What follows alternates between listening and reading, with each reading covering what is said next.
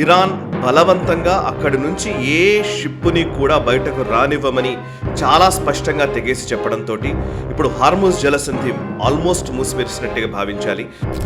So and at the same time LPG ఎల్ఎన్జికి సంబంధించినటువంటి tankers కూడా మనకు అక్కడి నుంచే ఎక్కువగా వస్తాయి. సో ఈ నేపథ్యంలో భారతదేశంలో ఒక రకమైనటువంటి ఒక అస్థిర వాతావరణం నెలకొంటోంది.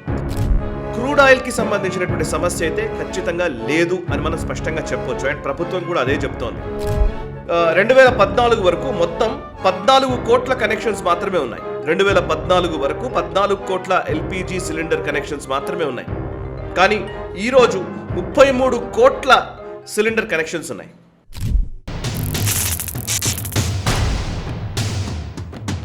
నమస్తే, వెల్కమ్ టు రైట్ యాంగిల్. ప్రస్తుతం హార్ముజ్ జలసంధిని మూసివేయడంతో ఇరాన్ బలవంతంగా అక్కడి నుంచి ఏ షిప్ని కూడా బయటకు రానివ్వమని చాలా స్పష్టంగా తెగేసి చెప్పడంతో ఇప్పుడు హార్ముజ్ జలసంధి ఆల్మోస్ట్ మూసివేసినట్టుగా భావించాలి.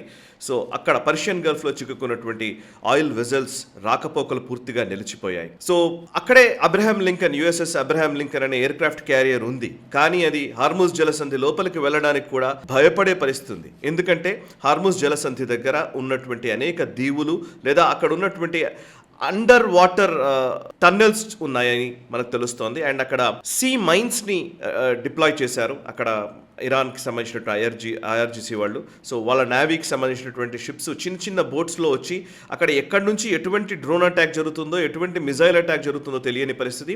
అండ్ సీ మైన్స్ని డిప్లాయ్ చేయడంతో ఏది ఒకవేళ షిప్ మూవ్మెంట్ ఉంటే కనుక అది తగిలితే పేలిపోయే ప్రమాదం ఉంది. కాబట్టి షిప్స్ ఏవి కూడా కదలకుండా అక్కడే ఉండిపోయాయి. ఇవి కాక సిగ్నల్ జామింగ్ లాంటి ఎలక్ట్రానిక్ వార్ఫేర్లోకి దిగడంతో అక్కడ సైబర్ అటాక్స్ కూడా చేయడంతో నిజానికి ఆ జలసంధి నుంచి బయటకు రావాలంటే చాలా కష్టమైన వాతావరణం ప్రస్తుతం నెలకొంది. ఇట్లాంటి టైంలో భారతదేశంలో ఈ ఆయిల్ ఇంపోర్ట్స్ వల్ల మన భారతదేశానికి సంబంధించి ముఖ్యంగా 45 నుంచి 50% ఆయిల్ ఇంపోర్ట్స్ దిగుమతులంతా కూడా ఈ పర్షియన్ గల్ఫ్ నుంచే రావాలి. So and at the same time LPG ఎల్ఎన్జికి సంబంధించినటువంటి ట్యాంకర్స్ కూడా మనకు అక్కడి నుంచే ఎక్కువగా వస్తాయి. సో ఈ నేపథ్యంలో భారతదేశంలో ఒక రకమైనటువంటి ఒక అస్థిర వాతావరణం నెలకొంటోంది. అండ్ ఇది ఒక సంక్షోభ స్థితికి దారితీస్తోంది అనేది చాలా స్పష్టంగా మనకు అర్థమవుతోంది. ఇట్లాంటి టైంలో ప్రతిపక్షాలు బాధ్యత లేకుండా మాట్లాడకూడదు అనే మాట కూడా ఇప్పుడు వినిపిస్తోంది. సో ప్రస్తుతం ఒక కృత్రిమ కొరతను ఏర్పరిచే ఒక ప్రయత్నాలు జరుగుతూ ఉన్నాయి.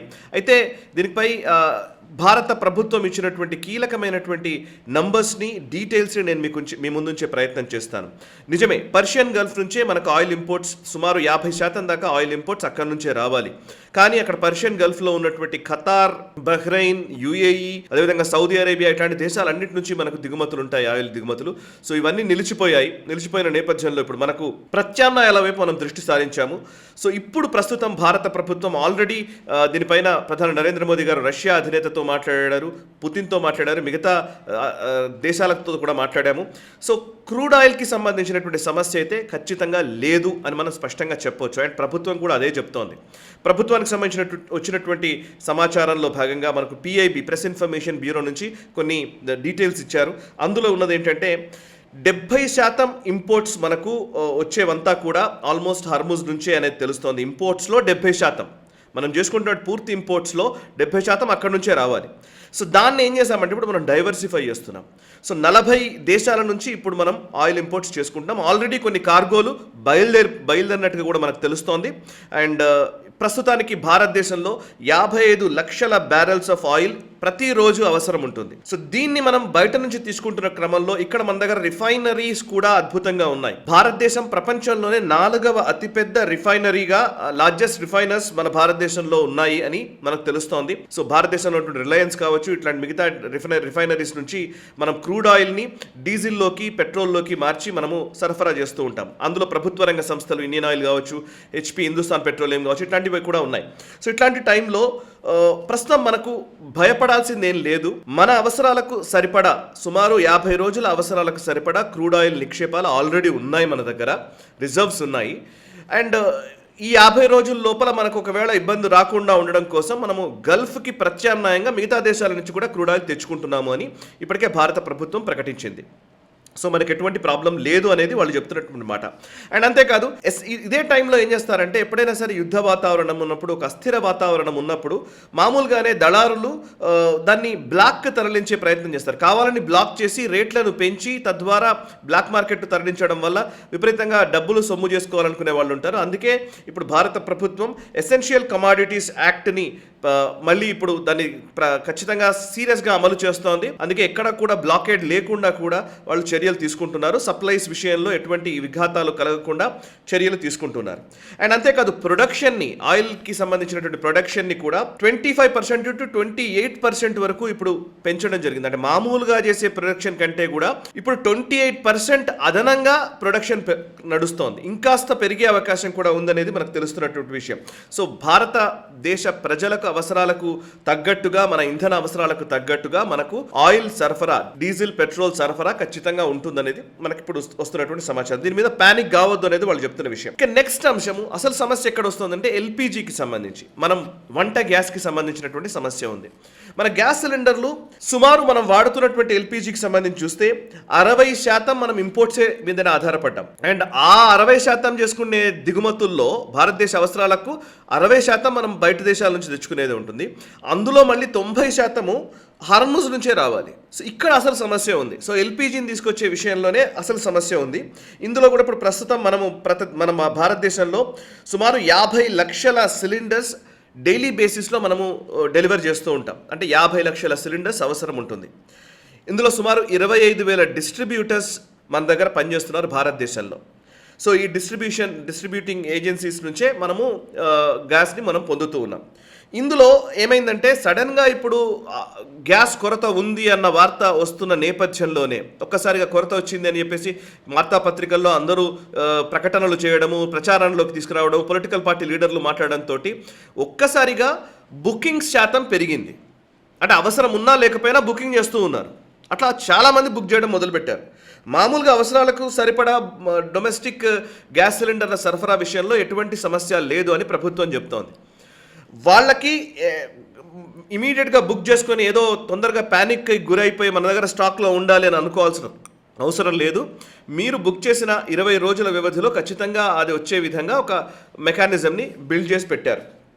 అండ్ అంతేకాదు ఇప్పుడు ప్రస్తుతం దీనికి సంబంధించి భారతదేశంలో ఉన్న గొడవ ఏంటంటే ఇప్పుడు హోటల్స్ కావచ్చు, లేదంటే రెస్టారెంట్స్, పెద్ద పెద్ద హోటల్స్, వీటిల్లో సిలిండర్స్ అవసరం ఎక్కువగా ఉంటుంది. సో వాళ్ళ అవసరాలకు తగ్గట్టుగా కమర్షియల్ సిలిండర్స్ విషయంలో మాత్రం కొంత కొరత ఉన్నది అన్న విషయాన్ని ప్రభుత్వం కూడా అంగీకరిస్తోంది. కమర్షియల్ సిలిండర్స్ విషయంలో అంటే వాళ్ళకి పూర్తిగా అనుకున్న మేర సరఫరా చేసే పరిస్థితి ఇప్పుడైతే కనిపించట్లేదు. సో దాన్ని సెట్ చేయడం కోసం ఆ ప్రత్యామ్నాయాల వైపు ఆల్రెడీ దృష్టి సారించారు. అవి సెట్ అవ్వడానికి అవకాశం ఉంటుంది. అండ్ కమర్షియల్ పక్కన పెడితే డొమెస్టిక్ సిలిండర్స్ విషయంలో మాత్రం ఎటువంటి ప్రాబ్లం లేదనేది ప్రభుత్వం చెప్తున్నటువంటి మాట. ఇక ప్రతిపక్షాలు ఏం చెప్తున్నాయంటే ముందస్తు చర్యలు తీసుకోలేదు, అది చేయలేదు, ఇది చేయలేదు అని బాగా విమర్శలు చేస్తున్నారు. కానీ ప్రధాని నరేంద్ర మోదీ కొన్ని విషయాలు చెప్పారు. యూపీఏ గవర్నమెంట్ టైంలో ఏం జరిగింది, ఎన్డీఏ గవర్నమెంట్ టైంలో ఏం జరిగింది అని. యూపీఏ గవర్నమెంట్ టైంలో నిజానికి ఎల్పిజి కనెక్షన్స్ విషయంలో చూస్తే 2014 వరకు మొత్తం 14 కోట్ల కనెక్షన్స్ మాత్రమే ఉన్నాయి. 2014 వరకు 14 కోట్ల ఎల్పిజి సిలిండర్ కనెక్షన్స్ మాత్రమే ఉన్నాయి. కానీ ఈరోజు 33 కోట్ల సిలిండర్ కనెక్షన్స్ ఉన్నాయి. అంటే ఆల్మోస్ట్ 2 రెట్లు పెరిగింది. 2 రెట్ల కంటే ఎక్కువే అదనంగానే, 2.5 రెట్ల వరకు ఆల్మోస్ట్. ఇక డిస్ట్రిబ్యూషన్ సెంటర్స్ ఇంతకుముందు 13,000 మాత్రమే ఉండేవి. ఇవాళ 25,000 డిస్ట్రిబ్యూషన్ సెంటర్స్ ఉన్నాయి. 2014లో 4 ఎల్ఎన్జీ టెర్మినల్స్ ఉంటే ఈరోజు 8 ఎల్ఎన్జీ టెర్మినల్స్ ఉన్నాయి. అండ్ గ్యాస్ పైప్ లైన్ విషయానికి వస్తే 2014 వరకు 3,500 కిలోమీటర్ల వరకు మాత్రమే గ్యాస్ పైప్ లైన్స్ వేశారు. ఇప్పుడు 10,000 కిలోమీటర్ల గ్యాస్ పైప్ లైన్స్ వేశారు. అంటే మనము ఇంతకు ముందుతో పోల్చితే ఇన్ఫ్రాస్ట్రక్చర్ డెవలప్మెంట్ విషయంలో కానివ్వండి, సిలిండర్స్ విషయంలో కానివ్వండి, లేకపోతే ఎక్కడా కూడా బ్లాక్ కాకుండా మనం గతంలో చూసేవాళ్ళము, 10-20 ఏళ్ల క్రితం చూసేవాళ్ళం. గ్యాస్ ఏజెన్సీ దగ్గరికి వెళ్ళి వేచి చూసే ధోరణి ఉండేది. చాలా సందర్భాల్లో ఆగినా కూడా, వెయిట్ చేసినా కూడా ఎప్పుడొస్తుందో తెలియదు, దాన్ని ఎవరికి ఇస్తారో తెలియదు. అక్కడ ఉన్నవాడితోటి 10 పరకో వాడి చేతిలో పెడితే కానీ మనకు గ్యాస్ బండ ఇచ్చేవాడు కాదు.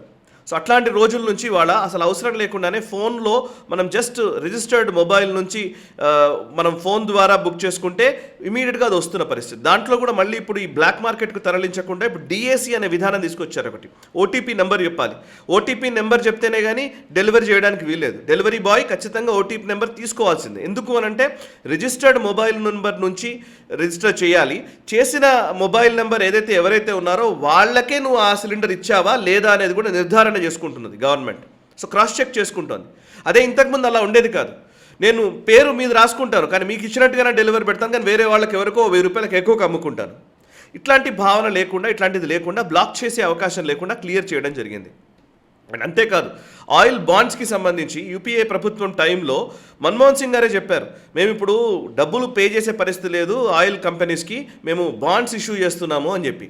ఆ బాండ్స్ లెక్క చూస్తేనైతే చాలా దారుణంగా ఉంటుంది. అప్పుడు మనం బాండ్స్ ఎంత అంటే 2005 నుంచి 2010 మధ్య 1.53 లక్షల కోట్లకు సంబంధించినటువంటి ఆయిల్ బాండ్స్ ఇష్యూ చేస్తాం. అంటే ఏం లేదు, నథింగ్ బట్ ఒక రకంగా చెప్పాలంటే అది అప్పు. సో ఆయిల్ కంపెనీలకు మనం చెల్లించాల్సినటువంటి అప్పు. ఆ అప్పుని 1,53,000 కోట్ల రూపాయల అప్పు చేసింది యూపీఏ ప్రభుత్వం, ఎందుకంటే సబ్సిడీలు ఇవ్వడం కోసం. కానీ ఆ తర్వాత కాలంలో ఎన్డీఏ ప్రభుత్వం వచ్చి ఆ ఆయిల్ బాండ్స్ మొత్తం క్లియర్ చేసుకుంటూ వచ్చారు. ఇవాళ క్లియర్ అయిపోతున్నాయి. ఆల్మోస్ట్ 3.23 లక్షల కోట్ల రూపాయలు చెల్లించారు. 1,53,000 కోట్ల అప్పు అయితే 3,23,000 కోట్లు చెల్లించాల్సిన పరిస్థితి. ప్రతి సంవత్సరం మనము వేల కోట్ల రూపాయలు మనము ఓన్లీ ఇంట్రెస్ట్ పేరిట కట్టే అవకాశం ఉండేది, కడుతూ వచ్చాం. సో ఇంట్రెస్ట్కే తగలబెట్టే పరిస్థితుల నుంచి మొత్తం మనం ఆయిల్ బాండ్స్ని ఈ ఎన్డీఏ ప్రభుత్వం వచ్చినాక క్లియర్ చేసింది.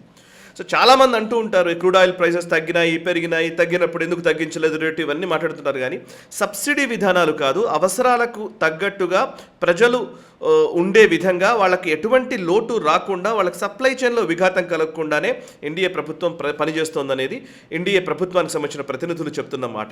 సో ఏది ఏమైనా ఇప్పుడు నిజంగా చెప్పాలంటే గల్ఫ్ రీజియన్లో సమస్య చాలా తీవ్రంగానే ఉంది. ఈ యుద్ధం ఇంకా కంటిన్యూ అవ్వడానికి ఆస్కారం ఉంది. సో మనం కూడా ఆ యుద్ధ పరిస్థితుల నుంచి ప్రత్యామ్నాయాల వైపు ప్రభుత్వాలు దృష్టి సారించాయి. ఇది కేవలం భారతదేశానికి వచ్చిన సమస్య కాదు, ఇది ప్రపంచం మొత్తానికి వచ్చిన సమస్య. ప్రపంచానికి సంబంధించినటువంటి మొత్తం అన్ని దేశాల 20% ఆయిల్ దిగుమతులు కేవలం గల్ఫ్ హార్మూజ్ నుంచే రావాలి, అవన్నీ కూడా ఆగిపోయినాయి. సో ఇది పూర్తిగా ఒక ప్రపంచ మానవాళికి వచ్చినటువంటి ఎనర్జీ క్రైసిసే. దీని నుంచి బయటపడడానికి భారత ప్రభుత్వం కూడా పనిచేస్తోంది.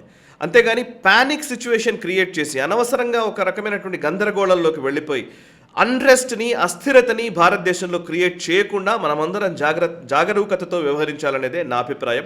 నా అభిప్రాయంతో ఏకీభవిస్తే ఈ వీడియోని లైక్ చేయండి, 10 మందికి షేర్ చేయండి, కమెంట్స్ ద్వారా మీ అభిప్రాయాలు మాతో పంచుకోండి. మనసా వాచా కర్మణ, దేశహితం కోసం, నేషనలిస్ట్ హబ్. ఈ వీడియో మీకు నచ్చినట్టయితే లైక్ చేయండి, 10 మందికి షేర్ చేయండి, అలాగే కామెంట్ల రూపంలో మీ అభిప్రాయాలను మాతో పంచుకోండి. Nationalist hub group of channels ను సబ్స్క్రైబ్ చేసుకుని తెలుగునాట జాతీయవాద జర్నలిజాన్ని ప్రోత్సహించండి. ఈ వీడియో కింద ఉన్న బెల్ ఐకాన్ పై క్లిక్ చేయడం మర్చిపోవద్దు.